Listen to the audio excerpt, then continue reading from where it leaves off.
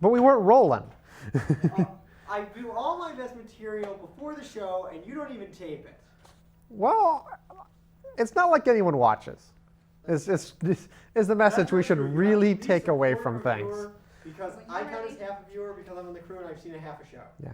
When I'm ready, I'll just look like I'm interrupted and then look into camera 2 and start. Is that okay? Now. Today on the show, we're going to be talking about national security. I know what you're thinking. You're thinking, oh, you know, the situation in Iraq and the possibility that North Korea has nuclear weapons and missiles which they could use to reach America, or that they could sell. No! The movie National Security had Martin Lawerence and some other guy in it. It was like a buddy cop picture.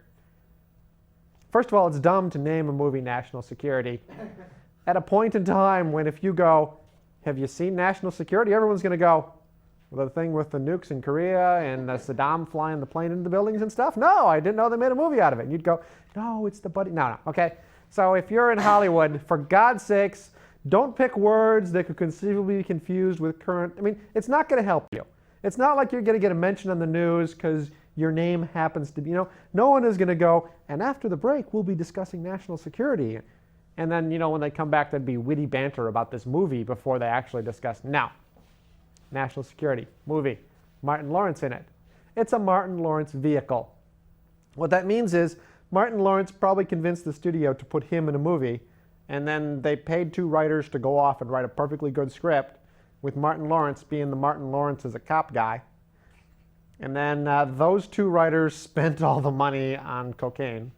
And so they had to go to some script college in Los Angeles and find 2 more guys to quick scribble something on the back of a couple pieces of paper, the week before they started shooting. Because really, that's what the movie's like. It's kind of like they went, well, we hired a stunt coordinator and we told him we need some car chases and there need to be a lot of guns and we'd like a lot of things to blow up in interesting ways. And see if you can't put a script or something around it. Do we need a script anymore for movies? I thought we had computers that took care of all that stuff. But now you still need a script for movies. See, someone needs to plot. Plot is important. Even today, in the 21st century, you still need the plot. Because without a plot, all you got is a bunch of car chases and exploding soda bottles and Martin Lawerence making quasi-funny or occasionally uncomfortable remarks. And then in the end, there's redemption and everyone's happy. Here's this movie. So we got Martin Lawerence. We got the guy from Happy Texas. I don't know what his name is because I don't recognize him. Like it's always like half an hour into the movie before I go, oh, he's that guy. In this case, he's that guy from Happy Texas, which was the movie about the 2 ex-cons that they got confused for 2 gay guys in Texas and taught a whole bunch of little school full of kids to, I don't remember what they taught them. It was like ballet or a little Miss Happy Texas thing. But leaving that aside, Martin Lawerence wants to be a cop. He's going to the cop school, the academy. This other guy is a cop. Martin Lawerence gets kicked out of the academy because he's a wisecracking cop guy, not suitable to be a cop. So he goes off to be a security guard. This other guy, I'm going to call him Hank, because that was his name in the picture. See, I look this stuff up so I can sound smart on television. Because I don't remember his name from the movie at all. I sat there with 2 other people and we watched the whole movie, and as we were walking out, I was like, and what was the white guy? And everyone went, well, I don't know. What are you going to do? Hank is a cop, and he's got a partner, because cops have partners sometimes. Sometimes they don't. I don't know why cops sometimes have partners and sometimes don't. Maybe it's because the city can't afford enough cop cars. So they got to double up or something. But Hank and his partner go to investigate some robbery one night, and his partner is horribly killed. And it's kind of a little scary bit of the movie because his partner is gunned down in cold blood right in front of Hank, and Hank can't do nothing about it. And Mr. Evil's the guy that guns him down. They're stealing something. The van gets away, and Hank is horribly traumatized, and Hank wants to track down the killers as best he can, but he's been reassigned from cop car riding around in duty to cop car riding around in duty, although I don't quite know what the difference was. And he's not a detective, so he doesn't investigate, but presumably, like 2 or 3 days later, he's driving around in his cop car, and he sees Martin Lawerence trying to break into a car. Only we know that that is Martin Lawrence's car. He's just locked his keys in. But the cop guy doesn't know that, so he's like, you know, I need you to step away from the vehicle. And Martin Lawrence is mouthing off, because Martin Lawrence is the character that mouths off, because that's what the Martin Lawrence character does all the time. Every movie. I mean, Bad Boys, mouthing off cop. Blue Streak, mouthing off robber. Blue Streak 2, mouthing off robber. Impersonating a cop in both of those movies. But you get the picture. I mean, he's typecast as Martin Lawrence, which is convenient because he is Martin Lawrence. And I think he had a TV show for a while, and on the TV show, he was typecast as Martin Lawrence. Here we go. He's Martin Lawrence trying to break into his own car. You know, the white cop is pulling him over, and here's where the film school graduates to be, or the script writing school graduates to be, because they couldn't have graduated yet, because they're not good enough to graduate yet. They thought, well, we'll mock something that happened in Los Angeles, you know, the fact that we keep videotaping cops beating black guys. But it won't really be happening. See, Martin Lawrence is you know, trying to deal with, or Hank's trying to deal with Earl, Martin Lawrence. And there's a bee, and Martin Lawrence is terrified of bees. So Earl is trying to swat the bee away from Martin Lawrence. But someone videotapes this, and it looks just like Hank, the white guy, is just beating the heck out of the Martin Lawrence character. You know, swatting the fly, or swatting the bee and trying to step on the bee. Just looks like he's hitting and kicking him and stuff. And there's immediate political uproar that, you know, here's another white cop beating a black guy for no good reason, trying to break into his own car. And Hank is fired from the police force. Moreover, Hank gets one of them special film 3-day trials and is immediately sentenced to prison and leaves. Not like real life trials where like 14 months goes by after they can, you know, after they charge you, before you actually get an actual date in court and a jury, and then the trial is, you know, a couple weeks long. No, not like the real Rodney King or any other trials. No, this is like a 3-day, hey, you're guilty, all black jury, you're going to jail, and moments later, Hank in a bus headed off to state prison. Dumb. At state prison, of course, he's an ex-cop. All these black guys know that he was the ex-cop that beat all the black guys know that he's the ex-cop that beat the black guy, so they want to beat the heck out of him. So he has to arrange to be in solitary confinement for 6 months. And he only went to jail for 6 months. I looked this up. The Rodney King officers got 2 years. But he only got 6 months, because 2 years wouldn't have been feasible in the scope of this script. 6 months later, he's out of jail. He goes back to Los Angeles. Can't be a cop anymore because he's a convicted felon. So he gets a job as the next best thing. No, he gets a job as like the 17th next best thing. He gets a job as a security guard. Now, we have security guards at Apple. They're nice people. But basically, they just stand around and glare at you. Oh, and now they stand around and tell you can't park there. See, we had, at Apple, before September 11th, we used to have these little kind of cutaways like in front of the company store where, like, if you had to run into the company store for a couple minutes, you could kind of pull into this little cutaway, you know, and just park there quick and run into the company store. And then September 11th happened, and they thought these are dangerous, because if you were to like fill up a U-Haul with plastic explosives, or with that bomb you make out of fertilizer and diesel fuel, okay, which I don't have the instructions for, so don't write me and ask again. But if you were to fill up a truck with these things and drive it around the corner and turn and be driving towards Apple, you could pull into this little parking thing, and then you could detonate it and destroy the entire campus. But now you can't, because we have put protective orange cones there. Oh. We have covered the opening with little orange traffic cones. So if you want to blow up the Apple campus, you're going to fill up your truck with the fertilizer bomb, and you're going to drive there, and you're going to turn left. You're going to turn left to pull in, and you're going to see the orange cones, and you're going to go, oops, guess I can't blow up Apple, and you're just going to keep driving, I assume up to Intel or something. But, you know, we have traffic guys at Apple that basically, there are security guards that just, if you park there, they will run over and tell you can't park here. That's why we're safe. And that's what these guys are. Earl and Hank, they're both security guards. They got the fake little badges, they got the little pepper spray, they got nothing. You know, they're security guards. They have blue uniforms and that's about it. So time passes. We don't know how much time because they don't tell us. The whole movie doesn't make sense in terms of how long things happen. But Hank is trying to avenge his partner because he thinks that the police have totally given up on his partner who was shot horribly. And I'm thinking, police are pretty good at protecting themselves, you know? If you kill a cop, you can be pretty sure there are going to be a lot of cops investigating that for quite a long time. They're just going to just bury it for no good reason. But Hank thinks they are. So he's out driving around listening to this little fake police radio, trying to catch these guys all by himself, because that's what you do when you're bent on revenge.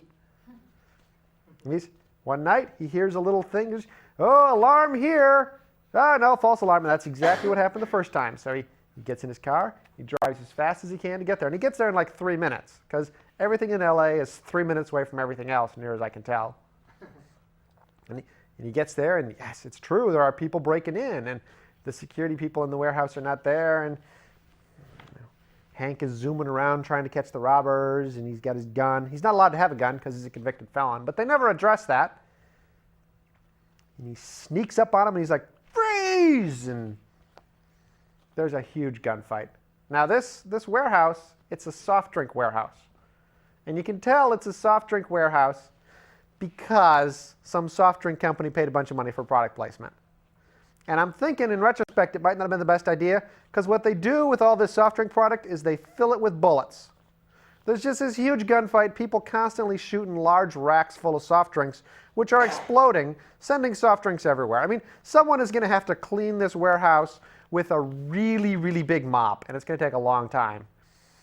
But people are shooting at each other, and again, it's just like stormtroopers. No one can actually hit anyone, even though they're firing a gun. I mean, I did read a story once that said, in the Detroit emergency room, they had a gang gunfight.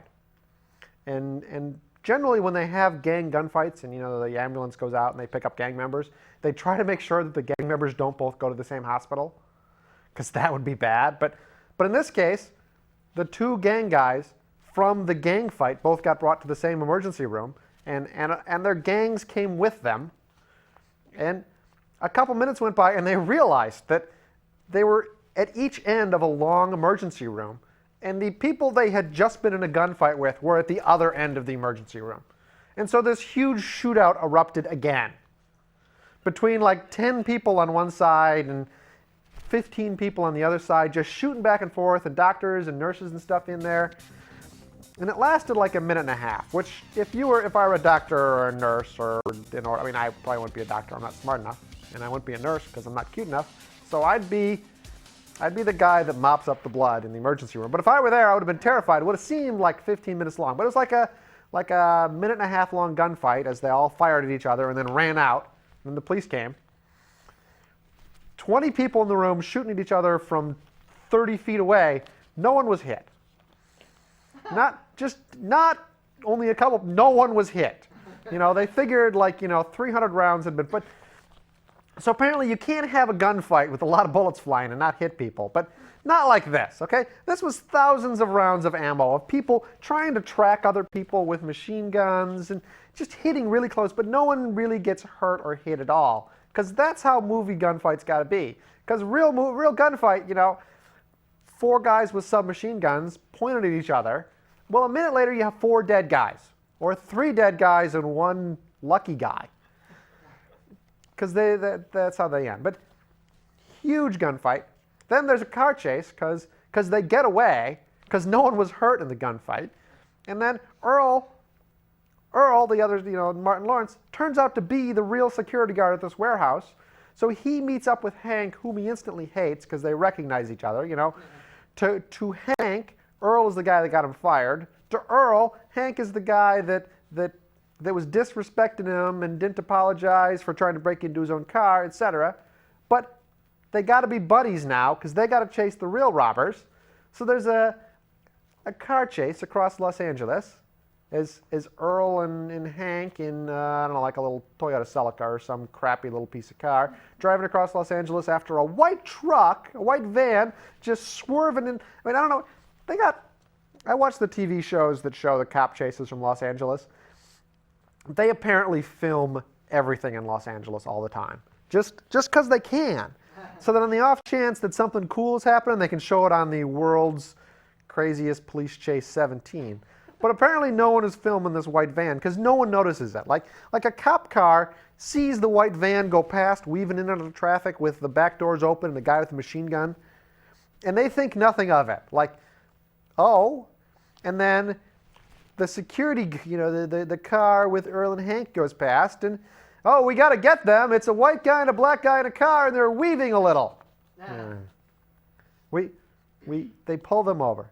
They take them down to police headquarters, and they're like, Mr. Lawerence, was this former white cop abusing you again? And he's like, no, we were chasing bad guys, but Martin Lawerence, being a wisecracker, is trying to put Hank on the spot, and so there's some back and forth bantering. It was kind of dumb. I mean, no real cop room would ever take both suspects into the same room and interrogate them together. No, you separate them so they can't corroborate each other's stories in real time. They said, no, we were chasing bad guys, and they're like, okay, we're not going to listen to anything about this. We're the cops. It's not our jobs to listen to people doing evil. You citizens just go back on your own, and they let him go. And Hank is now still on their case, and he's like, well, they were just here, so I've got a cell phone of theirs. I've got to find some way to catch up with them. And he plays with the cell phone, and he learns that they have just rented a large truck from a company called Red Trucks or something. I didn't hear it because one of the few laugh lines in the film was right before the line when they said what the name of the truck company was. So I'm assuming it's Big Red Trucks because people were laughing too loud for me to hear the actual line. But now they're like, well, and they're taking it to Mexico. Oh, great. So now we got to get to Mexico. And I don't know a lot about geography, but I believe Mexico is south of Los Angeles. Just barely. I think Mexico's moving up, or not my problem. So they're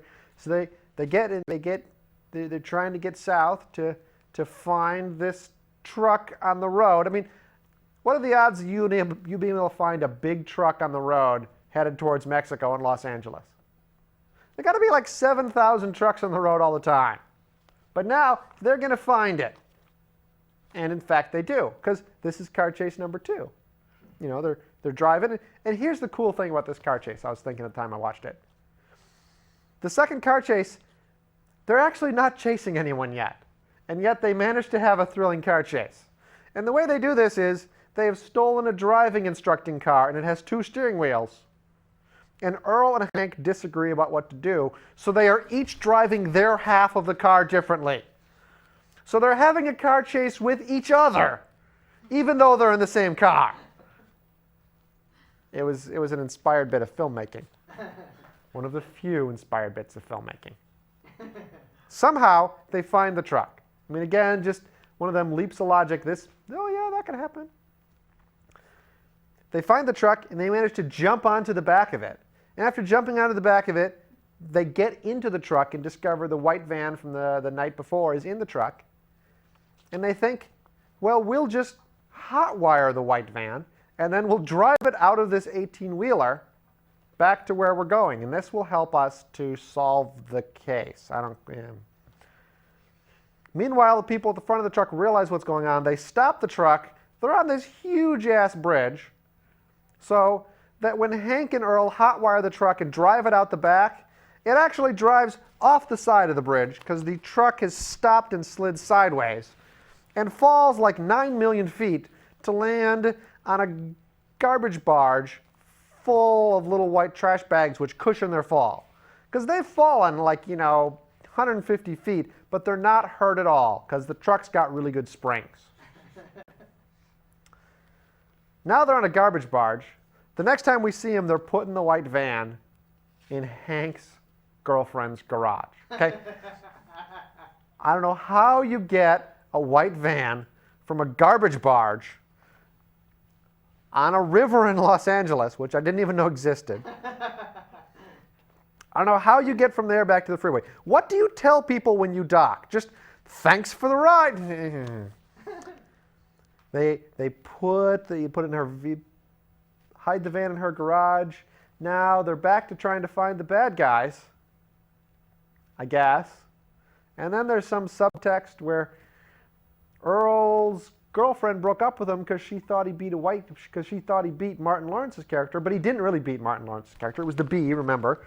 So now Martin Lawrence is going to confess so that Hank can get in good with his girlfriend. But then Earl sees that Hank's girlfriend is black, and now all of a sudden it's a race thing.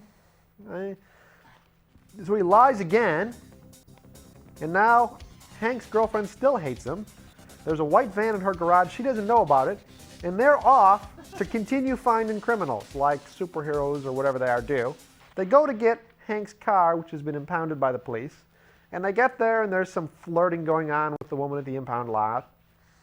And it didn't make a heck of a lot of sense. And Earl goes off to get his gun out of Hank's car, where he shoved it under the seat. And then moments later, Earl is back. He's driving a cop car. There are two cop cars pulling into the entrance, and he's like, jump in, you're going to be killed. Okay? There were scenes cut at this point, and I know why they were cut. They had to cut the movie to get it to 90 minutes. And they had to get the movie to 90 minutes because if you have a 90-minute movie, you can show it 3 times a night, whereas a 120-minute movie, you can only shoot 2 times a night. And this is the kind of stinker that you got to get a lot of showings in the first weekend. Because after that first weekend, people are going to talk and go, you know, National Security wasn't that good of a movie. And so it's just not going to be seen after that. Whereas if you can get the extra showings in that first weekend, maybe you got a chance of pumping the buzz up a little bit. Maybe you can start to make your money back. But so they cut this thing to 90 minutes. You know, you add commercials, it's a 2-hour movie on network television. Or a 2-hour movie on cable television, in which case they cut another 10 minutes out of the movie. TiVo is your friend because you can fast forward through the commercials. They're driving around in a cop car. Hank's typing little codes into the computer. Hank discovers that there are APBs out on both of them, and he's like, oh, that means there must be a conspiracy in the police force. And then they got the VIN numbers from the white van. Like, who keeps these? They type the little VIN numbers in from the white van, and they're like, oh, here's the address it's registered to. It's in downtown South Central something. And they drive there, and it's an empty building, and they decide to stake it out, and then Martin Lawrence decides to climb in the window for no reason at all. And as he's climbing in the window, Hank sees the evil bad guy with the tattoo drive up to the front, and he's like, I gotta go save him. And then there's another gunfight inside, and again, no one can shoot anyone, although Martin Lawrence does get shot in this scene. But it's just a flesh wound. And by flesh wound, I mean a tiny scratch that he probably could have gotten just by walking by a rose bush. But he doesn't know that. And there's a gunfight, and Hank kind of saves Earl's life by driving the bad guys off. And the bad guys don't think nothing of it, just like, oh, gunfight at our building. I guess we'll continue on with our plans for the evening like nothing happened. And Hank and Earl managed to see a phone number on a caller ID, so they know where to go next, to the marina, to the yacht club, because the little caller ID said yacht club, like, because someone important, Mr. Big, called from the yacht club to this place to say, hey, they're on to you. Everyone in Los Angeles has cell phones. I'm told the 8-year-olds in Los Angeles have cell phones. Who would call from the yacht club? The yacht club probably doesn't even have a real phone anymore. They probably bought cell phones for the yacht club, because when you get to the front of the yacht club, they used to say, you know, where's your suit, sir? You can't come in without a suit. Now they say, where's your cell phone? Sorry, you can't dine here without a cell phone. That's part of the dress code. If you don't have a cell phone, they will loan you a cell phone so that you can eat in the dining room. But they go into the dining room. There's some huge party there, and they realize that one of the high cops is the bad guy. They're like, it's Bob. I don't remember his name. Let's call him Bob. Okay, so we got to go talk to the other cop, the good cop, and tell him that Bob is corrupt. So they go talk to the good cop, and that Bob is corrupt. And they're like, okay, we'll set up a sting for him tomorrow. And then tomorrow morning at 7 a.m., they're like setting up the sting, and they're out in the middle of nowhere, and they're like, oh, we're going to sell you this super magical crap we got from the white van for $1 million. And he's like, I don't think so. Because he's like, oh, I'm just going to kill you guys. And they're like, well, no, it's actually a sting. Look at all the SWAT officers up there. And he's like, well, they're my SWAT officers. And then he's like, because I'm the evil cop. And they're like, oh, that other cop must be evil too. But then they pull him out of the car. He's not evil. He's just been captured. And then there's another gunfight. Like, again, no one can shoot anyone. Well, that's not true. Because Martin Lawerence and Hank, standing on the ground with handguns, can pick off SWAT guys from far away with just random shots. Like bang, bang, bang, bang, and like, a SWAT guy's dead. But the SWAT guys, with precision instruments, for the life of them, can't shoot anybody. Because that's what it means to be a SWAT guy, I think. I don't know. And there's a big gunfight, and then, again, there's, back and forth, and Earl's life is saved by Hank, and Hank's life is saved by Earl, and, it's in the end, everything's okay, because all the bad guys are killed. Earl has saved Hank's life, Hank has saved Earl's life. They're buddies now. The good cop is okay, and he manages to get Hank back on the police force, even though he's a convicted felon. It's just like, oh, here's your badge back. We're not going to worry about the justice system or nothing.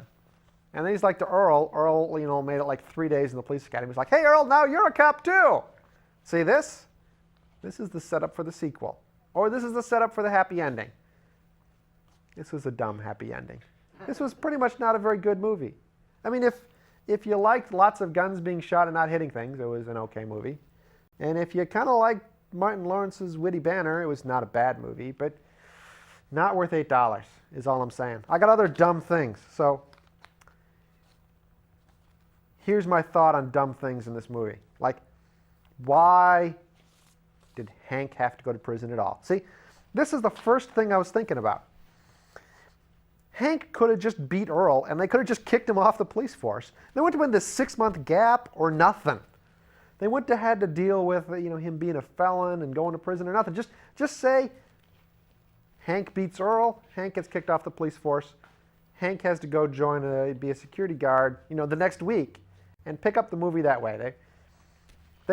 The secret stuff in the white van was a magical, very light alloy that could be used in the space program, which conducted heat infinitely well, and which they had somehow managed to melt and form into beer kegs.